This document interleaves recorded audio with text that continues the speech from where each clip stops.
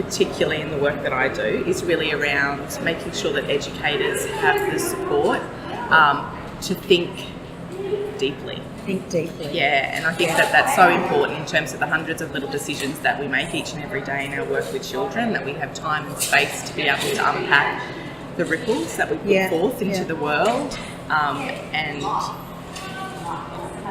I guess, really think about the implications for all of our stakeholders, but mostly for our children and their quality outcomes. Yeah. So you want educators thinking very deeply about. Yeah, absolutely, and given the time and space to be able to do that. And I think particularly in the context of outside school hours care, we're often thought of as a very casual, transitory workforce, and there is an element of that, absolutely, but still within the very limited time frames that we have in before school care, after school care, particularly. Educators are doing amazing work, and I think that in order to support them to be at their absolute best, some time and space for them. And we all know some fantastic educators. Absolutely, there is amazing work that happens in services all over Queensland or Australia. And with the revised national quality standards, there's a real push for that critical reflection. And we keep saying it, but how much of it are we actually doing? And we're stuck in our patterns of behaviour, or even just in our day-to-day work routine, and we need to afford ourselves time in that routine to allow for exactly what Rarni was talking about, critical reflection. Because too often, I guess, the regulatory framework that's there to support us and scaffold us as educators in that daily work is seen as a burden, but the reality is that they're just really great signposts to be able to guide us. But again, we need time and space to be able to engage with it.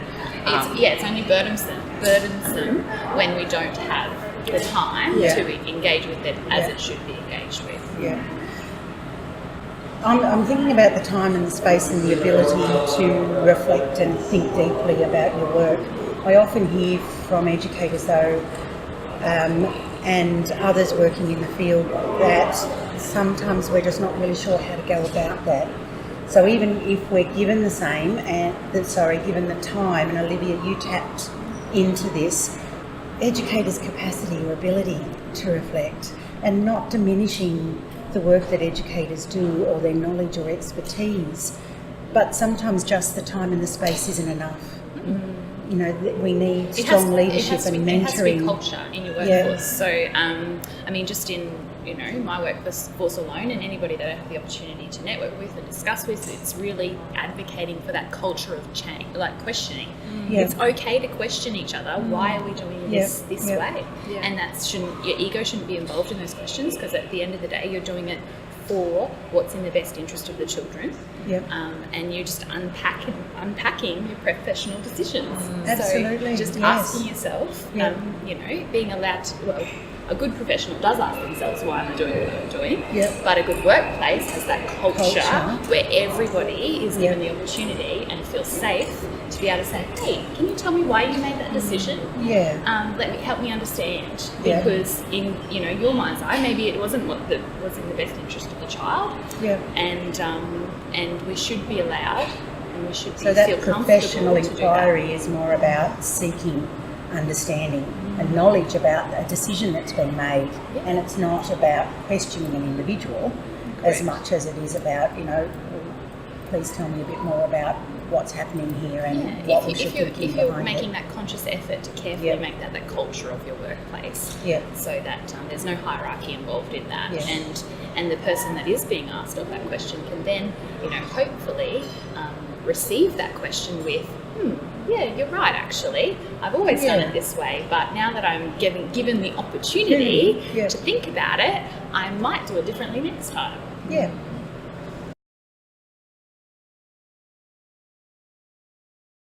That critical component, I guess, it's about the social justice implications, the advantage and the disadvantage, and maybe tackling some of that more uncomfortable stuff that we don't often like to talk about in our Australian society, but the discrimination that is really widespread in many different areas, and thinking what can we do about that, Yeah. and how can we be better? Yeah.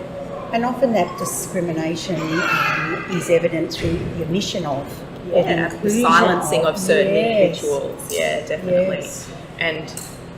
And so again, when we're thinking about not just the time and space, but the different processes that we have in place, and again, not just to support in terms of children's equity, but in terms of educator equity, thinking about various opportunities or various processes, so that there's just not one way of doing things universally. Yeah. Realizing that quality comes in many shapes and sizes, and Wonderful.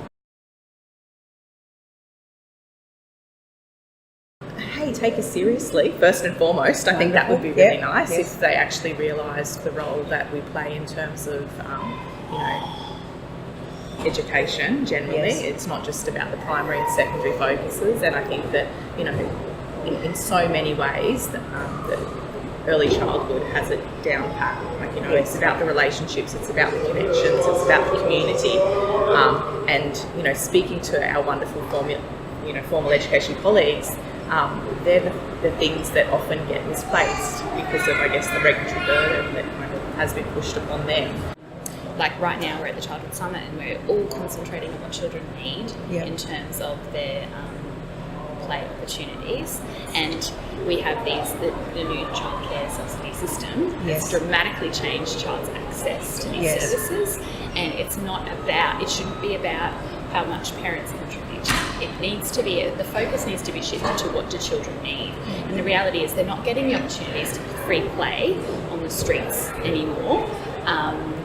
Whether their parents are working or not. That's still not happening. Therefore, in the context, especially of outside school hours care, they need these access hours so that they can be having their right to their childhood. Outside school hours care, whether we like it or not, is the modern day street kids. Yes.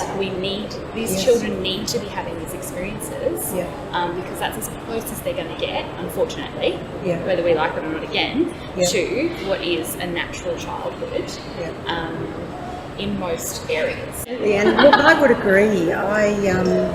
About play being the early learning environments and outside school hour environments are the last play frontier, the last natural play frontier, because children's opportunities and spaces for play have been diminished and are diminishing. And our villages are diminishing, so we need to have spaces where parents can feel like somebody is there to care and love for their child just as they would, and not only for 12 hours a week.